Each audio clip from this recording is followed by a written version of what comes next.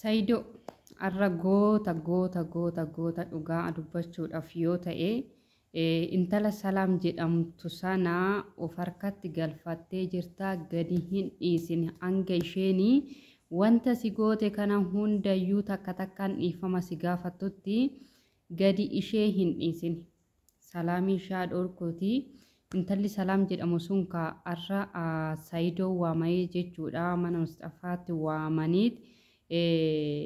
Kana hunda wanta isheen hojjatte haadha daa'imaatirree daa'ima waliin akka DNA isaa hin maramne dhoksitee shira xaxaa jirti jechuudha. Saayidoonis kana hundarra ga'ee gaafa abbaa micoo sanaa yookiin immoo abbaa manaa haadha daa'ima sanaa gaafa gaafatu reefuma gadi baate.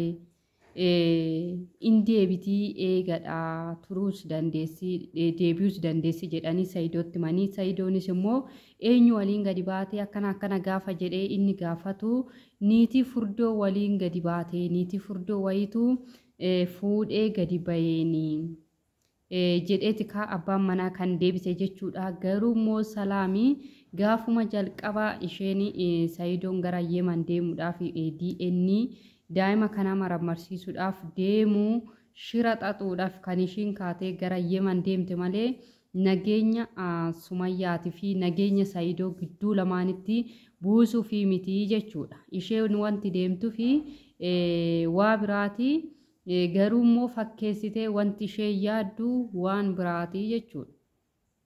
Senegalee sanumarraa kan ka'e Saayidoodhaan irree walitti bu'anii Saayidoon immoo goota ta'ee paaspoortii dogongoraan sii kenne paaspoortiin kun kiyyaa inni kun keeti jedheet eega viidiyoon cufamee kaameraa cufee booda kaameraa ofii godhee kaameraa ishii ofii godhee jechuudha. Paaspoortii ishii harkaa fudhate jagnaa nu baqa nama sitti taphatee nama sirratti hojjechuudhaaf deemee haala kanaan irratti hojjechuun kee Saayidoo በጣም ነው ደስ አለኝ ባዬ በጣም ነው ገመቺሳ jechuudha. Intalli kuni osoo atii fi Saayidoo fi Sumayyaani wal arguudhaaf hawwii qabdi ta'e wal arguudhaaf kaayyoo qabdi ta'e daa'imaa fi niitii yookiin immoo haadha daa'ima sanaa hin dhoksitu ture Senegalee. Garuu immoo ishiin wanta biraa yaaddee jechuudha. Sumayyaa fi Saayidoon akka wal argan fedhuma surumayyuu gonkumayyuu hin qabdu jechuudha. Sababa saniif Saayidoonis wanta kana irratti baree dursa kaameraa si gaafadhe ture. Kaameraa kan miimoorii si gaafadhe ture. Amma immoo miimoorii saniyyuu dhiiseen jira. Daa'imaa fi haadha mucaa haadha daa'ima sanii eessa akka jiran natti himi. Iccitiin kun hundinuu si harka jira jedheeti kan inni gaafate jechuudha. Kaasheenis ani wanta kana hundayyuu keessaa hin qabu. Inni በእውነት ነው የሚለው የኔ በቃ ይሄ እንዴት ነው የሚሰራ ይሄ አንተና ሱማያ መታረቅ እኔ ደስ ይለኛል እኝኝኝ የት ሶባ ኩን እንዲኖ jechuudha. Kun indi saatiyyuu soba. Ammas taananii Saayidoon Salaam of harka galfatee jira of harka galfatee jira.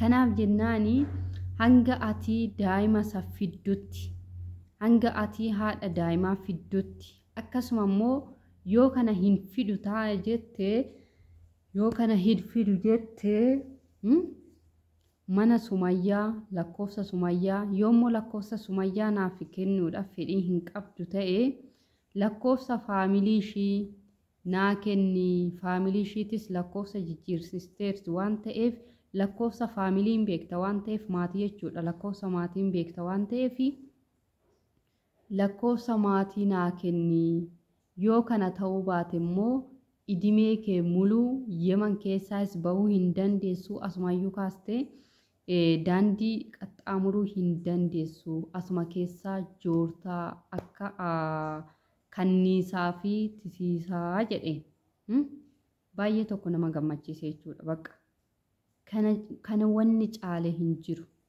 Dursumayyuu niitii suni miimoorii dhuma gaafa hattu miimoorii cidha keessanii gaafa hattu daba sinirratti yaadde.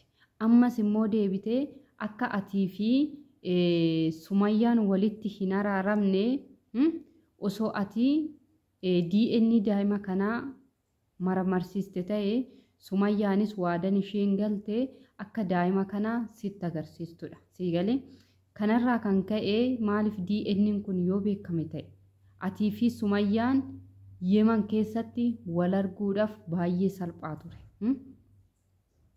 Isheen kana hundayyuu hin barbaaddu, kana hundayyuu fedhe hin qabdu waan ta'eef maal gooti dursa dhaqxee daba kana yaaddee haadha fi daa'ima dhoksitee jechuudha. Iccitiin kun hundinuu eessa jira? Salaamii harka jira. Salaamii harka jira jechuudha. Gaafa immoo paaspoortii kana gonkumayyuu itti kennuu dhiiste gaafa poolisoonni galii fi taa'ii fi ka'ii ishii wallaalchisanii Saayidoo dhiifama naaf godhii.